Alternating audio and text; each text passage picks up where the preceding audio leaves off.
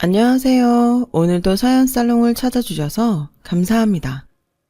저는 40대 후반의 여성이에요. 어릴 적 엄마가 돌아가신 후 아버지가 재혼하시면서 외할머니에게 맡겨졌어요. 원래 외할머니를 잘 따랐던 저는 낯선 새엄마와 사는 것보다 외할머니와 사는 게 훨씬 낫다고 생각했죠. 그래서 아버지와 떨어져 있어도 많이 외롭거나 하지 않았어요. 아버지하고 큰 정 없이 살았기 때문에 더 그랬던 것 같아요. 저는 외할머니의 보호 아래서 행복하게 자랐어요. 외할머니는 증조 외할머니가 하시던 국밥집을 그대로 물려받아서 장사를 하셨는데 워낙 국물 맛이 좋다고 소문이 나서 단골들이 제법 많았어요. 그런 외할머니의 영향으로 요리에 관심이 많았고 고등학교 때 진로를 요리사로 정하게 됐어요. 외할머니는 제가 요리사가 되는 걸 반대하지 않았지만 대학은 나와야 된다고 하셨어요. 뭘 하든 요즘 세상은 대학 졸업장이 있어야 되는 거야. 너 대학 보낼 돈은 있으니까 등록금 걱정은 하지 말고. 할머니, 요리사는 일찍 시작해서 밑에서부터 배워야 되잖아. 근데 대학 가서 공부하면 언제 그걸 다 배워? 넌 취직 생각은 안 하는 거야? 제대로 된 데 취직하려면 대학 졸업장이 필요한 거야. 전문대에는 조리과도 있다는데 거기 가면 되잖아. 외할머니의 설득에 저는 전문대 호텔 조리학과에 들어가게 됐어요. 그러면서 새벽에는 외할머니 식당 일을 돕고 낮에는 아르바이트를 하며 학교를 다니는 생활을 시작했죠. 몸은 피곤했지만 좋아하는 일을 하다 보니 힘든 줄도 모르겠더라고요. 저는 한식 조리사 자격증과 양식 조리사 자격증을 따고 학교도 졸업하며 취직을 했어요. 당시에는 잘 없던 건강식 스타일의 한식 레스토랑이었어요. 고급 레스토랑이라서 잘 사는 손님들이 많았죠. 저는 거기서 부주방장이 될 때까지 일을 했어요. 그러다가 남편을 만나게 됐어요. 남편은 변호사였는데 동료 변호사들과 자주 오곤 했어요. 솔직히 제가 먼저 남편한테 끌려서 서비스도 더 주고 일부러 나가서 인사도 했었죠. 남편은 깔끔한 인상에 양복이 잘 어울렸어요. 그런 제 마음을 알고 남편도 제게 다가왔고 얼마 안 가서 사귀게 됐어요. 외할머니한테는 사귀고 6개월쯤 지나서야 말씀드렸어요. 그랬더니 외할머니는 네가 직업 좋은 남자를 만나서 좋긴 한데 변호사면 집안이나 학교를 따질 것 같아서 걱정도 되는구나. 할머니, 우리 아직 결혼 얘기할 정도는 아니야. 걱정하지 마. 그리고 그런 거 따지면 나를 만나겠어? 라고 말은 했지만 저도 은근히 불안했어요. 그 사람이 저와 만나는 걸 좋아하는 것 같긴 한데 결혼에 대해 어떤 내색도 하지 않았거든요. 저는 결혼하고 싶은 마음이 있었기 때문에 그 사람 마음이 궁금했어요. 어느 날 저는 결심을 하고 남자에게 물어봤어요. 성욱 씨, 혹시 나랑 결혼할 생각 있어? 우리 만난 지 6개월이 넘었는데 아무것도 안 정하기엔 좀 그렇잖아. 물론 6개월이 짧다면 짧을 수도 있지만 나한테는 안 그래. 앞으로도 계속 이대로 지낼 거면 난 좀 생각을 해봐야 될 것 같아. 라고 하자 남자는 당황해서 사실 내가 더 생각을 정리한 다음에 말하려고 했는데 현주 네가 먼저 그렇게 얘기하니 나도 결정을 해야겠네. 내일 다시 만나서 얘기하자. 라는데 가슴이 덜컹 내려앉더군요. 제가 괜히 섣불리 결혼 얘기를 꺼내서 이대로 헤어지게 되면 어쩌나 그런 마음이 들었거든요. 그렇게 밤새 잠도 못 자고 하루 종일 불안해하며 약속 시간만 기다렸죠. 그러나 제 걱정과 달리 남자는 제게 반지를 건네더군요. 이런 건 제대로 형식을 갖춰서 해야 되잖아. 현주야, 나랑 결혼하자. 라는데 저는 너무 좋아서 어쩔 줄을 몰랐어요. 외할머니는 인사하러 온 그 사람을 따뜻하게 맞아주셨어요. 이렇게 누추한 데까지 찾아와줘서 고마워요. 우리 현주 마음 아프지 않게 하는 거랑 고생만 시키지 말아요. 걱정 마세요, 할머니. 잘 살겠습니다. 저는 그 말이 참 든든해서 좋았어요. 하지만 외할머니는 남자가 간 다음에 걱정을 하셨죠. 사람이 좀 차가운 것 같은데 정말 괜찮겠어? 아니야, 보기엔 저래도 안 그래. 괜찮아. 그렇다면 다행이지만 사람은 마음이 따뜻해야 되는데 하긴 만나는 네가 더 잘 알겠지. 라며 저를 믿어주셨어요. 하지만 남자의 부모님은 저를 보자마자 싫은 티를 냈어요. 특히 어머니가 그랬죠. 아가씨, 결혼하면 우리 집 감당하겠어? 우리 집에 전문대 나온 사람 없거든.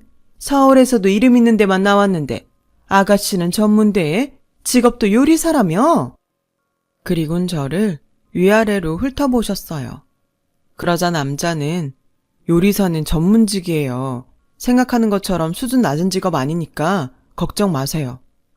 라며 저를 감쌌고 남자 어머니는 그래, 네가 그렇다면 그런 거겠지.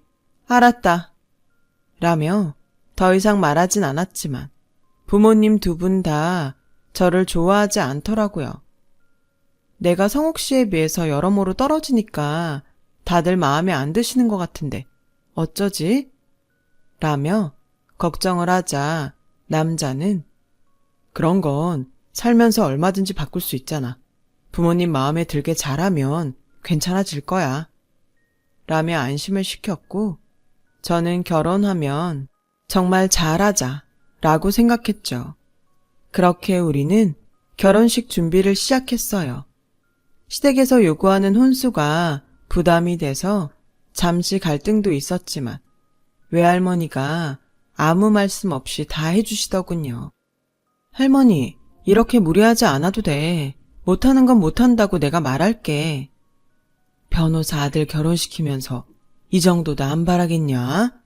너도 부모가 해주는 거 받으면서 결혼해야 되는데 나라도 챙겨야지. 무리하는 거 아니니까 걱정 마. 할머니 이 정도 돈은 있어. 넌 결혼해서 잘 살 생각만 해. 저는 그런 외할머니가 너무 고마웠어요. 결혼하고 나서도 자주 찾아뵙고 더 잘해야겠다고 마음 먹었죠. 하지만 막상 결혼을 하고 나니 생각처럼 되지 않더라고요. 시댁에서는 수시로 저를 불러서 자잘한 일부터 큰일까지 다 시켰어요. 그 바람에 저는 레스토랑이 끝나면 신혼집보다 시댁에 가는 날이 더 많았죠. 일주일에 4번은 시댁에 갔는데 그중 1번이나 2번은 음식을 해야 했어요. 그런 날은 직장에서 음식을 하고 시댁에 가서 또 해야 하니 정말 진이 빠지더라고요. 어머니, 제가 직장에서 음식을 만들다 보니까 여기 와서 또 하면 너무 지쳐서요. 다음 날에도 지장이 있어요. 제가 쉬는 날 집에서 만들어서 갖다 드리면 더 좋을 것 같은데요. 넌 요리사라며 그게 뭐 그렇게 어렵다는 거니? 그냥 하기 싫으면 하기 싫다고 하지. 변명도 참 가지가지다.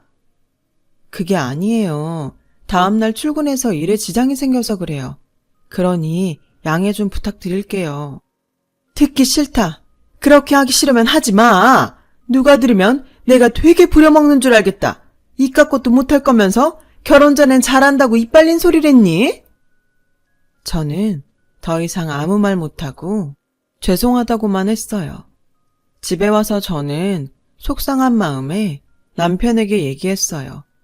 위로를 해줄 줄 알았던 남편은 그러게, 비유 좀 잘 맞추지. 그런 것도 하나 못해?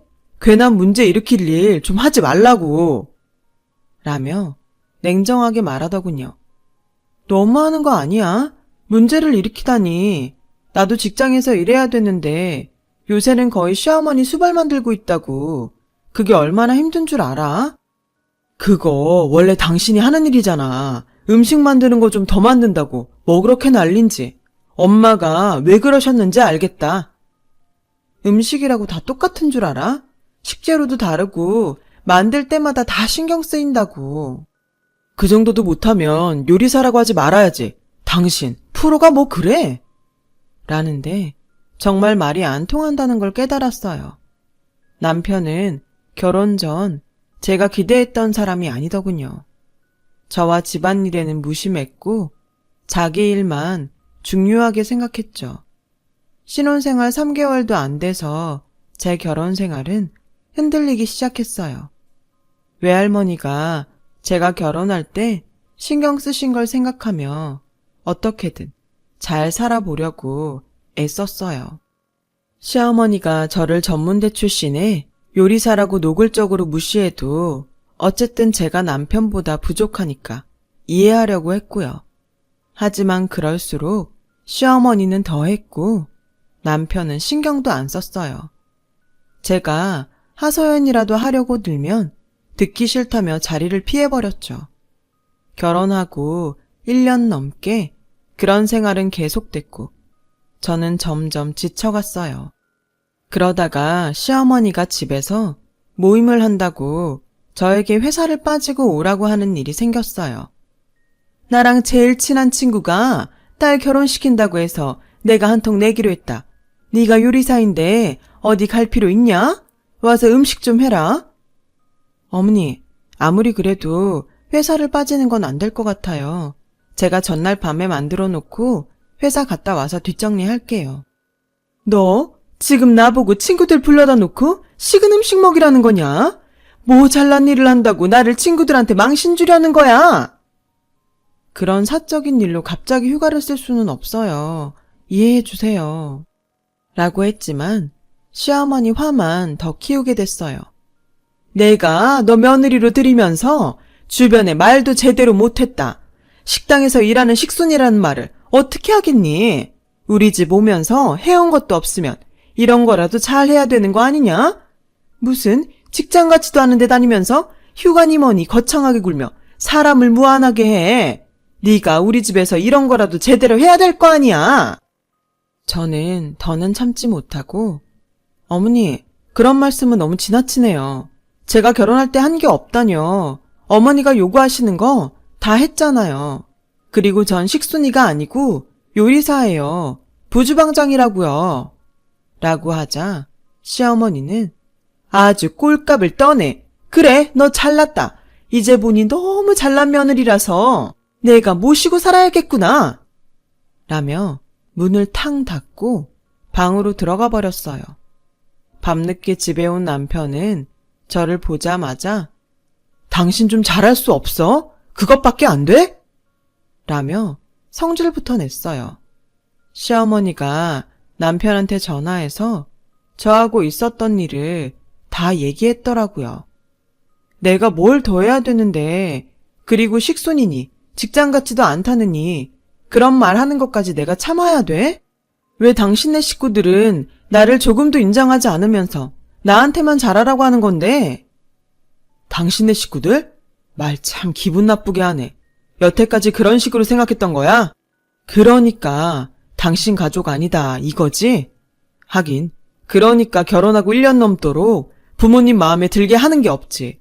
솔직히 당신 직장이 호텔 레스토랑도 아니고 엄마 입장에서는 말하기 부끄러운 건 사실이지. 안 그래?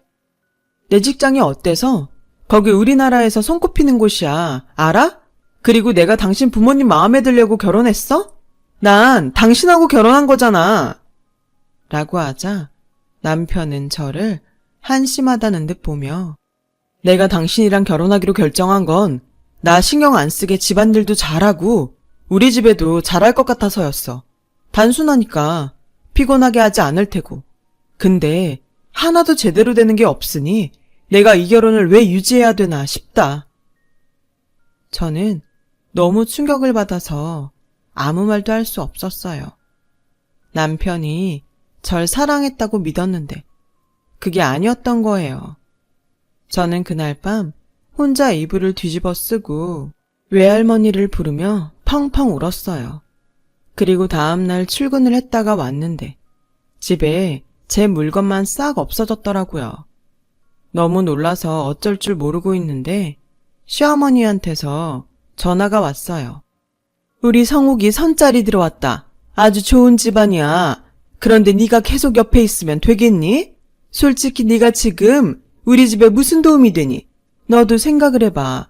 이만큼 살아도 안 맞으니? 이제 그만 헤어지는 게 맞다고 본다. 어머니, 이건 말도 안 돼요. 저랑 성욱 씨 결혼했잖아요. 제가 아내예요. 그러자 시어머니는 내가 너네 혼인신고 안 했어. 너 같은 애랑 결혼하는데 이 정도 보호장치는 해야지. 너도 손해볼 거 없지 않니? 네가 해온 가구들도 시간 될 때 다 가져가라. 라더니 전화를 끊어버렸어요. 제가 법적으로 남편과 아무 사이가 아니었다는 데에 충격을 받았죠. 더 힘들었던 건 그걸 남편도 알고 있었다는 거였어요. 저는 그렇게 쫓기듯 외할머니한테 돌아왔어요. 외할머니는 아무 말 없이 울기만 하는 저를 그저 안아주기만 하셨죠. 저는 다니던 레스토랑도 다 정리하고 할머니 옆에서 지냈어요. 그때는 도저히 창피해서 제가 알던 사람들을 만날 수가 없었거든요. 그렇게 할머니와 붙어있게 되면서 할머니가 만드시는 국밥이나 김치 비법을 완전히 손에 익힐 수 있었어요. 그렇게 바쁘게 지내던 어느 날 외할머니가 갑자기 쓰러지신 거예요. 뇌출혈이었는데 외할머니는 뇌 부종이 너무 심해서 수술 후에도 뇌압을 낮추려고 노력했지만 결국 돌아가시고 말았어요. 평소에 머리가 아프다며 두통약을 자주 드셨는데 그때 병원에 모셔왔더라면 하는 후에 장례식 내내 통곡을 하며 지냈어요. 며칠 동안 가게 문도 닫고 방에 누워서 울기만 하다가 외할머니가 쓰던 가계부를 보게 됐어요. 거기에 저 보라고 음식 레시피를 서툴게 써놓은 종이가 있더라고요. 저는 그걸 보며 마음을 다잡았어요. 증조 외할머니 때부터 내려온 가게가 제 손에서 다치면 안 된다는 생각에 정신이 번쩍 나더라고요. 다음 날부터 저는 외할머니가 계실 때처럼 새벽에 일어나서 음식을 준비하고 가게 문을 열었어요. 저희 가게가 오래됐지만 꽤 규모가 있어서 저 혼자 하려니 처음엔 굉장히 힘이 들었죠. 외할머니는 이걸 어떻게 혼자 했나 싶기도 했고요. 그러나 곧 일이 익숙해졌고 저는 홀에서 일할 사람들만 뽑아서 가게를 운영했어요. 그런데 어쩌다 젊은 사람들이 가게에 왔다가 우리 음식을 블로그에 올리게 됐는데 일이 잘 풀리려고 그랬는지 그게 소문이 나는 바람에 가게의 손님은 점점 많아졌어요. 저는 음식의 질을 떨어뜨리지 않으려고 하루에 제한된 양만 판매를 하다가 너무 많은 사람들이 그냥 돌아가는 것 같아서 주방 사람들을 더 뽑게 되었죠. 제가 음식의 모든 양념과 기본 조리를 해놓고 주방에서 마무리만 해서 나갈 수 있게 했어요. 그러면서 가게는 더 잘 됐고 안정적으로 돌아갔어요. 저는 외할머니 가게 근처에 제가 하고 싶었던 고급 가정식 식당을 열게 됐어요. 두 가게를 왔다 갔다 하는 게 벅찼지만 가정식 식당은 주방장을 둬서 좀 나았어요. 가정식은 반찬이나 간단한 음식들을 포장해서 팔게 됐고 국밥집도 그렇게 팔아달라고 해서 저는 외할머니 음식 맛이 변하지 않도록 포장해 가도 같은 맛이 날 수 있게 노력했습니다. 그렇게 몇 년이 지나도 음식 맛이 변하지 않게 노력한 덕에 두 가게는 점점 더 번창했어요. 그러다 우리 가게들을 프랜차이즈로 만들지 않겠냐는 제안을 받았는데 아무리 생각해도 그건 아닌 것 같았어요. 다른 사람 손을 거치면 음식 맛이 변하는 건 당연했거든요. 가정식 식당 주방장은 우리 음식들을 인터넷 온라인으로 파는 게 더 나을 거라고 조언을 하더군요. 그래서 저희는 자체 음식 개발에 들어갔고 온라인 주문을 받아서 주문 받은 만큼만 포장해서 팔기로 했어요. 처음에 주문받은 건 얼마 되지 않았지만 가게로 포장하러 오는 사람들에게도 온라인을 알려주자 점점 주문이 많아지게 됐죠. 저는 가게를 식당 사업하고 온라인 사업으로 나누어서 생각지도 못한 회사 형태로 규모를 키우게 됐어요. 그러다 보니 회사에 법무팀이 필요하더라고요. 저는 법무팀을 꾸리기 위해서 변호사들과 거기에 필요한 직원들을 채용했어요. 저는 변호사들을 뽑을 때 도움을 받은 로펌 사람들에게 감사 인사 겸 식사 대접을 하기 위해 사무실 근처에 가게 됐어요. 그런데 길에서 서류 뭉치를 한 다발 들고 힘들게 가는 남자와 마주쳤는데 가만히 보니 남편이었어요. 깔끔하고 단정했던 남편은 전과는 너무 다르게 후줄근한 차림이었고 표정도 지치고 피곤해 보였어요. 남편은 저를 보더니 놀라서 아래 위로 훑어보며 당신이 여기에 어떻게 라며 말을 잇지 못하더군요. 저는 제 차림새를 살피는 눈초리가 기분이 나빠서 대답도 하지 않고 레스토랑으로 들어갔어요. 그리고 며칠 후 남편이 제가 있는 곳까지 찾아왔어요. 서울 근처가 아니라 꽤 먼 거리인데 어떻게 왔더군요. 당신 회사 차리면서 법무팀 만들었다며. 그런 일이 있으면 나한테 연락을 했어야지. 어떻게 꾸린 거야? 내가 좀 봐줄까? 저는 정말 너무 어이가 없었죠. 그쪽이 상관한 일 아닌데요. 바쁘니까 이만 가주세요. 라고 하자 남편은 다급하게 전에 일은 그만 잊자. 우리가 그땐 사정이 있었잖아. 이제부터라도 다시 잘해보자고. 뭘 잘해봐? 댁 어머니한테 비위 잘 맞추고 시키는 대로 하는 거? 정말 뻔뻔하고 가증스럽네. 라고 면전에다 내뱉고 더는 상대하지 않았어요. 제가 좀 알아보니 남편이 친구 변호사와 동업을 해서 로펌을 열었는데 그때 맡은 형사사건에서 증인이나 수사기관에 돈을 건네려다가 적발됐고 그걸 그 친구가 남편한테 다 뒤집어 씌워서 변호사 자격증이 박탈됐다는 거였어요. 지금은 아는 사람 사무실에서 일반 직원으로 일을 하는데 그날 저하고 우연히 마주쳤던 거죠. 자기 처지가 그렇게 됐는데도 여전히 변호사인 척하며 자기가 봐주겠다니 정말 자존심 하나는 대단하다는 생각이 들더군요. 그리고 얼마 후 저는 전화 한 통을 받았어요. 서울의 유명한 갈비집이었는데 설거지하는 할머니가 자기가 접시를 다 깨트려 놓고 저와 잘 안다며 오히려 호통을 쳤다는 거였어요. 무슨 영문인지 몰라서 일단 서울로 갔죠. 그랬더니 앞치마를 두른 꾀지제한 할머니가 뛰쳐나와서 제 손을 덥석 잡는데 시어머니였어요. 왜 이렇게 늦었어? 기다리다가 눈 빠지는 줄 알았다. 저 사람들한테 내가 어떤 사람인지 얘기 좀 해주라. 아주 사람이 이러고 있다고 우습게 여기는구나. 저는 냉정하게 손을 빼고 식당 사람들한테 무슨 일인지 물어봤어요. 시어머니가 여기서 일한 지 일주일째인데 너무 말도 안 듣고 고집이 세다는 거예요. 게다가 오늘은 접시를 다 깨뜨려서 뭐라고 했더니 자기는 잘못 없다면서 계속 제 이름만 부르며 데려오라고 했다는 거였어요. 저는 그 자리에서 전 시어머니와 아무 상관없다고 딱 잘라 말했어요. 그러자 내가 왜 너하고 상관이 없어? 시어머니는 부모도 아니니? 너 우리 성옥이하고 같이 살았으면서 이럴 거야? 라며 당당하게 나오길래 그만 좀 해요. 혹시 치매세요? 대깁에서 그딴 말이 나와요? 나한테 어떻게 했는지 잊었어요? 당신이 사람입니까? 철판을 깔아도 유분수지? 라고 소리치자 사람들이 술렁거리기 시작했어요. 너는 그게 언제적 일인데 아직도 꽁하고 있니? 예전 일은 다 잊고 앞으로 잘 살면 되지. 안 그래?